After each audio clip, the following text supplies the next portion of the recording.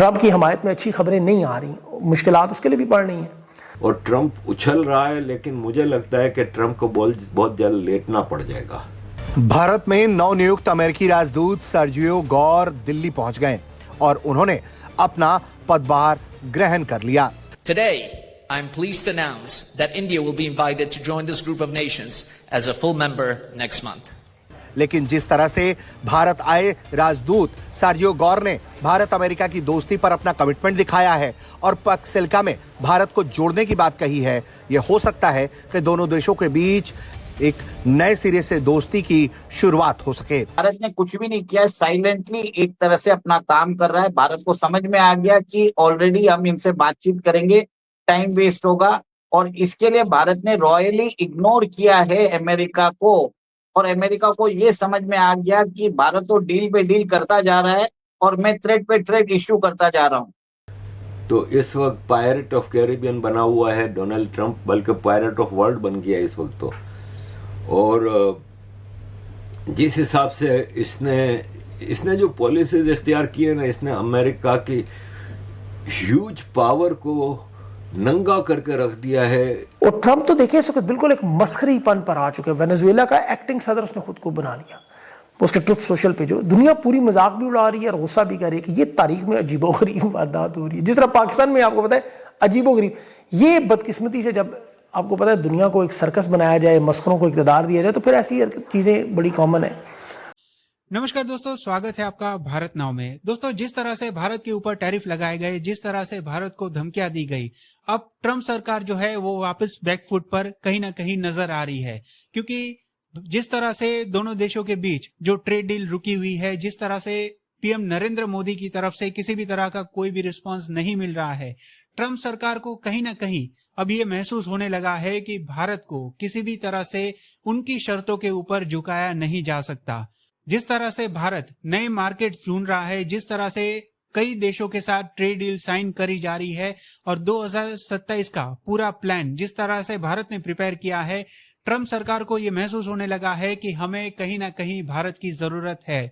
इस चीज को देखते हुए ट्रंप ने यहां पर एक नए एम्बेसडर सर्जियो गौर को भारत भेज दिया है और वापस वही पुराना आलाप फिर से शुरू कर दिया है कि दोनों देशों के बीच जो रिलेशन है वो फिर से बेहतर हो जाएंगे। भारत जो है वो बहुत ही बेहतर पार्टनर है यूएसए के लिए और ट्रेड डील जो है वो बहुत जल्द करी जाएगी वगैरह वगैरह। मतलब इस तरह से पीएम नरेंद्र मोदी को मनाने की वापस कोशिशें की जा रही है ट्रंप सरकार की तरफ से।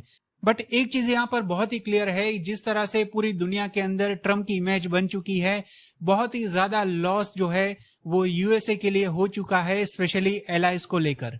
देखिए दुनिया की महंगी इतनी बिजली इनके पास, दुनिया का सबसे महंगा पेट्रोल इनके पास, दुनिया में सबसे कम सेहत की सहूलतें पाकिस्तान में, सबसे बदतरीन इंटरनेट, बदतरीन पासपोर्ट, गैर यकीनी गैर मियारी तालीम, महंगी नाकस अद्वियात से लेकर गजाई शॉर्टेज, आटा गायब, बेरोजगारी, सनतें मिलें बंद, इदारे बेचने से लेकर अदलिया के हालात आपके सामने। एक ऐसी रियासत जो डिफॉल्ट की चादर उतार कर सीधी हो तो फिर धचका लग जाए कमर नीचे और टांगे ऊपर। अब इस मईशत के हालात के ये है कि ये जो डिपॉजिट अरब अमारात सऊदिया ने जमा करवाए हैं, उनमें से अगर $1 अरब कैश करवाने की कोशिश करें तो करेंसी तबाह बर्बाद। मसनूई निज़ाम जिस पर हाथ रख के बैठे हैं, डॉलर को सिर्फ नॉर्मल कीमत पे छोड़ने तो तबाही फिर जाए, सारे का सारा निज़ाम गिर जाए। हाथ रख के बैठे रहे तो ऐसी एड़ियां ही रगड़ते रहेंगे। अब किधर जाएं, आप खुद बताएं। देखिए सीधी बात है, मोदी जी ने कुछ भी स्टेटमेंट नहीं दिया। डोनाल्ड ट्रंप कंटिन्यूसली बोलते जा रहे हैं। उनके जो लैपडॉग हैं लुटनिक, उन्होंने भी भौंकना चालू कर दिया है, पर भारत ने कोई प्रतिक्रिया नहीं दी है। इसकी जो बेवकूफ़ी सबसे बड़ी रही है वो अपने अलाइज को, क्योंकि ग्रीनलैंड वाले मामले पे तो इसने अपने अलाइज को, यूरोप को तो खो दिया है। इंटरनेशनली पूरी दुनिया थू थू कर रही है। रशिया चाइना के सामने आप बिल्कुल खड़े हो गए आके अब दुश्मन की तरह। ऐसा ही अब आप ईरान पे करने जा रहे हैं। क्योंकि भारत एक तरह से इमर्जिंग मार्केट है। भारत अभी ईयू के साथ ट्रेड डील करने वाला है जनवरी 27 को, और अभी जर्मन चांसलर भारत के अंदर है, मोदी जी के साथ पतंग उड़ा रहे हैं और 70,000 करोड़ की डील ले चुके हैं। और Iran is a difficult terrain for America. America को भारी पड़ जाएगा ईरान पे हमला करना। ईरान एक बहुत मुश्किल जगह है। और फिर किसके बल पे आप जा रहे हो? पाकिस्तान के बल पे। पाकिस्तान तो दोगला है भाई। एक तरफ पाकिस्तान इजराइल की माबैन एक कर रहा है, दूसरी तरफ इजराइल से बैकडोर में सारी मीटिंगें भी हो रही हैं और कह रहा है कहाँ ईरान में आओ। आपको क्या पता, पाकिस्तान ईरान में जैसे ही आप अंदर आओगे फिर डबल गेम खेलेगा, फिर आपने इंडिया को भी दुश्मन बनाया हुआ है। तो बहुत मुश्किल हालात में ट्रंप लेके आया है। वो जो कहते हैं ना कि जो हिस्ट्री की जितनी बड़ी सुपर पावर्स है ना कहीं डूब जाती हैं, और डूबने से पहले वो भरपूर ताकत का भी इजहार करती हैं। चाहे आप रोमन एम्पायर को ले लें, चाहे आप तैमूर की पावर्स को ले लें, ऑटोमन एम्पायर को ले लें। तो आज अमेरिका हो सकता है कि इस वक्त एक वाइटल स्टेज पे आ गया कि अंदरूनी तौर पे भी, और अभी 3 साल बाकी हैं ट्रंप के। 2026 में भारत के अंदर ब्रिक्स की प्रेसिडेंसी है। क्लियर कट वो बोल रहे हैं कि आप ब्रिक्स का जो यूनिट करेंसी है वो मत लेके आइए। अब रशिया और चाइना दोनों भारत के ऊपर प्रेशर डाल रहे हैं कि आप ब्रिक्स का करेंसी लेके आइए। देखिए, हमको ब्रिक्स के करेंसी में कोई फायदा नहीं है, ये मैं आपको ओपन बता रहा हूँ, क्योंकि ब्रिक्स के अंदर सबसे ज्यादा जो फायदा होगा वो चाइना को होगा, और हमें आज हमारा सबसे बड़ा दुश्मन चाइना है। भले ही भारत ने एक तरह से चाइना को अलाउ कर दिया है कि वो अपने हमारे पावर सेक्टर कॉन्ट्रैक्ट्स में बिड कर सके, पर भारत के जो विदेश मंत्री के ऑफिशियल है रणदीप जायसवाल, उन्होंने बोल दिया कि सक्षम वैली जो है भारत का हिस्सा है, क्योंकि चाइना सीपेक के द्वारा उधर अभी रोड लाइन बना रहा है।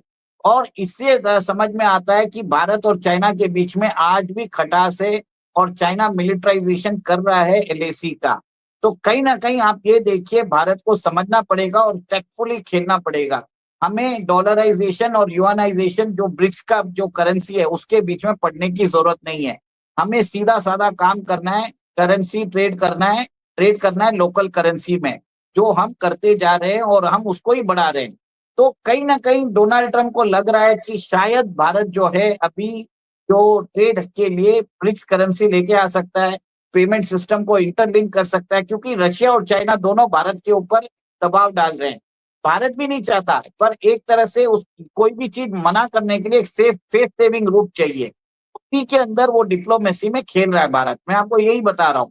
और सेकंड सबसे बड़ा प्रॉब्लम क्या किया डोनाल्ड ट्रंप ने, भारत को इतनी ज्यादा टैरिफ डाल के भारत की एक स्थिति प्रॉब्लमेटिक कर दी है। कहीं ना कहीं उनके एडमिनिस्ट्रेशन में भी लोगों को ये बात समझ में आ गई है।